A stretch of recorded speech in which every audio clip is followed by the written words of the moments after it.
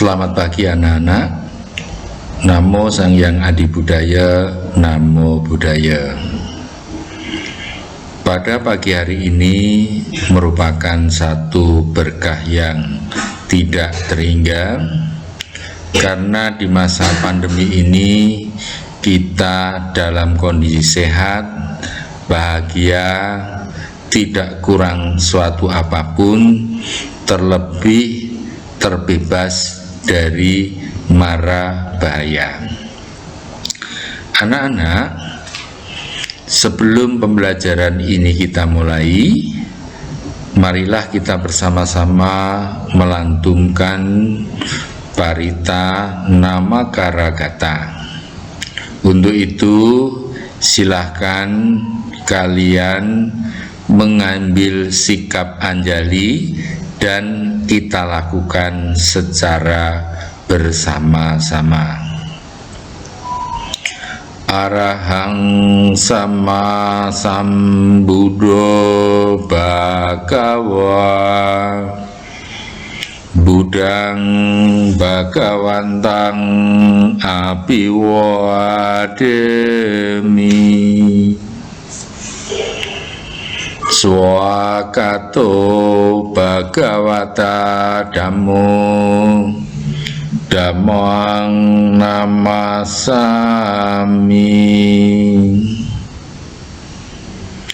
Supatipano bhagavato sawaka sangho sanghang namami. Kemudian kita lanjutkan untuk meditasi sejenak. Untuk itu silahkan kalian mengambil sikap duduk tegak, nyaman, dan rileks. Untuk itu akan Bapak bimbing. Pejamkan mata, sadari napas masuk, napas keluar.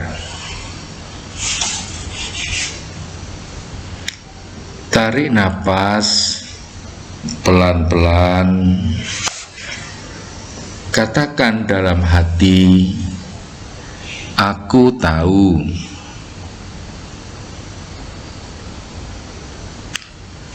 Hembuskan napas pelan-pelan. Katakan dalam hati, aku tahu.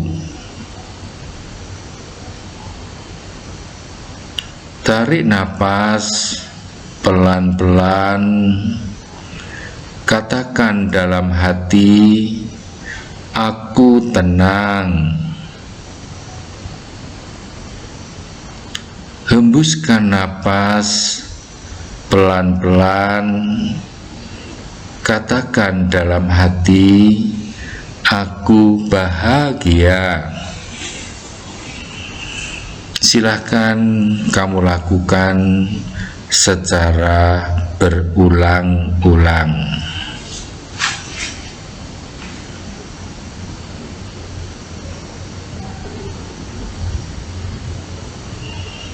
Tetap terjaga, buka kedua mata, meditasi cukup. Semoga kalian dalam kondisi sehat dan bahagia. Anak-anak, untuk selanjutnya marilah kita membahas materi pendidikan agama Buddha bab 1 tentang Buddha Parinibbana. Di kesempatan ini Bapak ingin mencoba membuat peta konsep yang nantinya bisa dijadikan pedoman dalam mempelajari bab ini. Coba kalian simak. Yang pertama kita akan bahas perjalanan menuju Kusinara. Setelah itu kita akan membahas makanan terakhir Buddha. Kemudian kita juga akan membahas tentang tempat suci untuk menghormati Buddha. Selanjutnya kita juga akan membahas tentang nasihat terakhir dan parinibbana. Setelah itu kita juga akan membahas tentang perabuan jenazah Buddha. Selanjutnya kita akan bahas pembagian relik Sang Buddha.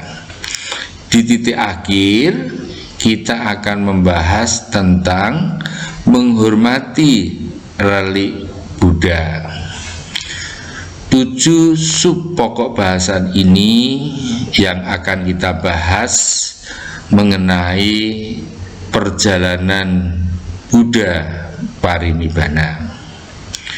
Oleh karena itu, mari kita simak materi berikutnya dan kita bahas tentang perjalanan menuju Kusinara.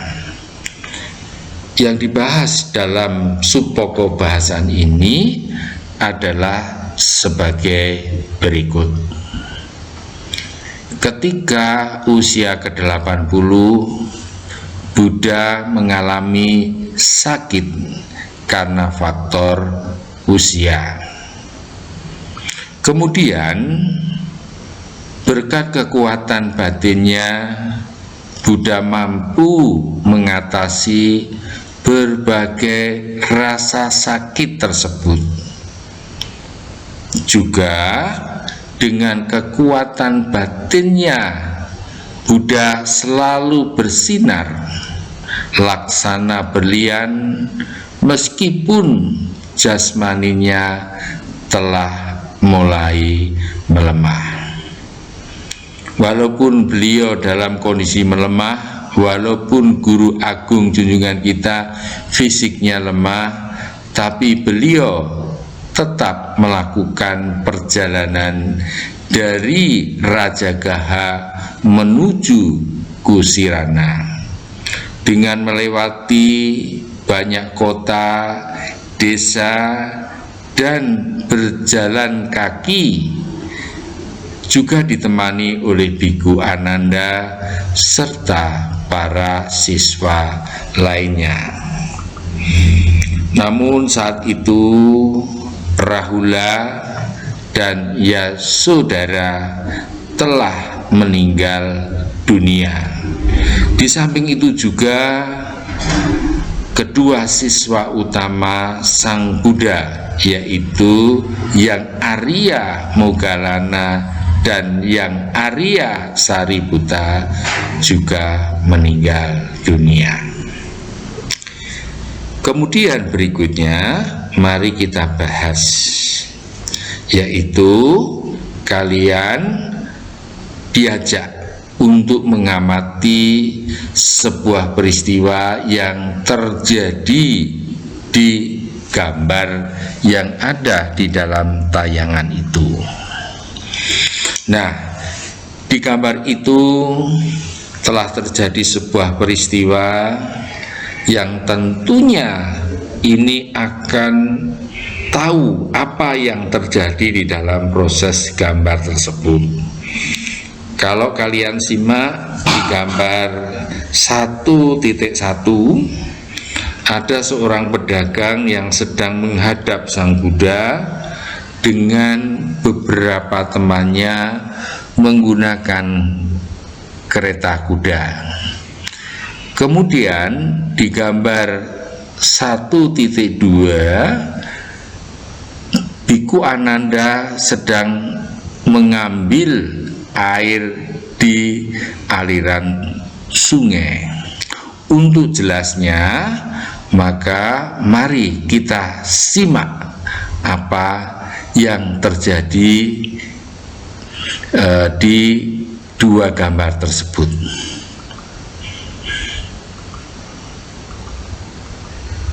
Nah, dalam perjalanan ke Kusinara, Buddha merasa letih dan haus.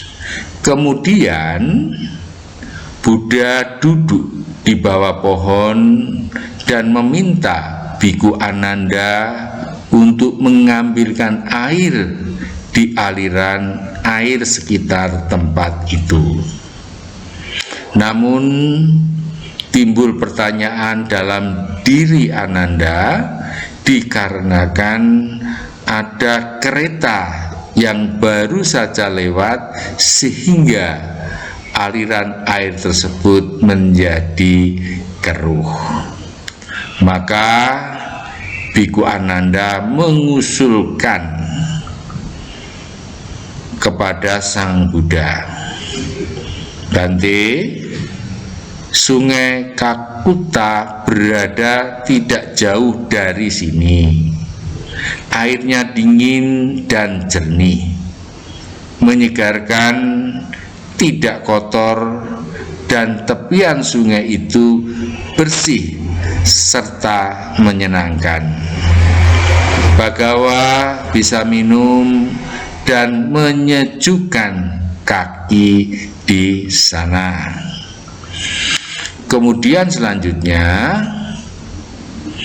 untuk kedua dan ketiga kalinya, Sang Bagawa meminta Biku Ananda dan menerima jawaban yang sama. Setelah itu Biku Ananda menurut dan berkata, "Baiklah Bante." Kemudian setelah itu Ananda pergi menuju sungai tersebut. Alangkah terkejutnya ketika tiba di aliran air itu. Berkat kekuatan Sang Bagawa, ia mendapatkan aliran air yang dangkal itu menjadi jernih, murni, dan tidak kotor. Maka setelah itu mengambil air tersebut. Kemudian Biku Ananda kembali menghadap Bagawa dan memberitahukan apa yang telah terjadi, seraya menambahkan, "Mahasuci bersedia minum air ini." Lalu Bagawa pun minum. Kemudian selanjutnya Buddha beserta rombongannya melanjutkan perjalanannya. Selama perjalanan, pikiran Buddha tertuju pada kesejahteraan persaudaraan para biku. Di dalam perjalanan itu Buddha berkhotbah yang berisikan nasihat-nasihat bagaimana para biku seharusnya berperilaku untuk memastikan bahwa persaudaraan para biku dapat berjalan terus setelah kemangkatannya. Di samping itu juga Sang Bagawa atau Sang Buddha mengingatkan para siswanya untuk mempraktikkan Dhamma. Selanjutnya mari kita simak tayangan berikut ini. Nah, selama perjalanan Buddha atau Sang Bagawa mengulang-ulang khotbah tentang pahala-pahala dari mengikuti 3 faktor dari jalan mulia berunsur 8, antara lain tentang kemoralan atau sila, Yang kedua, tentang konsentrasi atau samadhi. Dan yang terakhir, tentang kebijaksanaan atau panya yang akan dapat menolong para siswanya bebas dari semua penderitaan. Oleh karena itu, anak-anak, seperti yang telah Bapak sampaikan tadi, mudah-mudahan apa yang telah Bapak sampaikan tadi akan memberikan satu pemahaman, pengetahuan, sehingga kalian dapat mengerti tentang ajaran-ajaran Sang Buddha. Kemudian sebagai bukti kalau kalian sudah memahami, setelah mencermati, maka Bapak berikan tugas pada lembar kerja 1. Coba kalian simak. Nama dan nomor absen, kelas,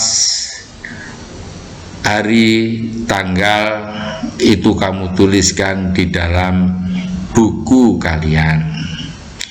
Setelah itu, tugas kalian yang paling pokok adalah membuat 5 pertanyaan dan jawabannya berkaitan dengan materi yang telah Bapak sampaikan. Untuk memudahkan kalian, Bapak membuat sebuah form atau kotak yang bisa kamu simak di dalam tayangan tersebut. Kemudian dari kotak atau form tersebut kamu isi dan Bapak berikan satu contoh, satu pertanyaan. Apa yang menjadi penyebab Sang Bagawa mengalami sakit? Jawabannya adalah karena faktor usia yang semakin menua. Nah, anak-anak, nanti seperti yang tadi sudah Bapak sampaikan, nanti kalian membuat pertanyaan dan 5 jawaban. Tidak boleh apa yang dijadikan contoh itu kamu tulis ulang, ya. Jangan lupa itu. Kemudian setelah kalian selesai membuat 5 pertanyaan dan jawaban tadi, maka tugas yang terakhir adalah kalian mengungkapkan perasaan syukurmu terhadap Buddha karena sampai saat ini masih ketemu Dharma. Nah, anak-anak, itu tugas yang harus kamu selesaikan nanti, atau jika sudah selesai nanti bisa kamu foto, kemudian kamu kirim melalui WA. Kemudian jika kalian juga ada kesulitan, bisa WA ke Bapak atau kalian bisa browsing melalui internet. Kemudian untuk materi pelajaran yang akan datang, silahkan kalian untuk belajar di materi berikutnya. Nah, anak-anak, itu yang bisa Bapak sampaikan pada pembelajaran kali ini. Sebagai ungkapan rasa syukur dan terima kasih, marilah pembelajaran pendidikan agama Buddha ini kita tutup dengan melantunkan doa Namakara Gata. Mari kita bersikap anjali. Arahang sama sambuddho bhagawa Budang bhagawantang Abiwademi Swakato Bhagavata Dhammo Dhammang namasami Supatipano Bhagavato Sawaka Sangho Sanghang namami. Sabi sata bawantu suki tata. Semoga semua makhluk berbahagia. Sadu, sadu, sadu.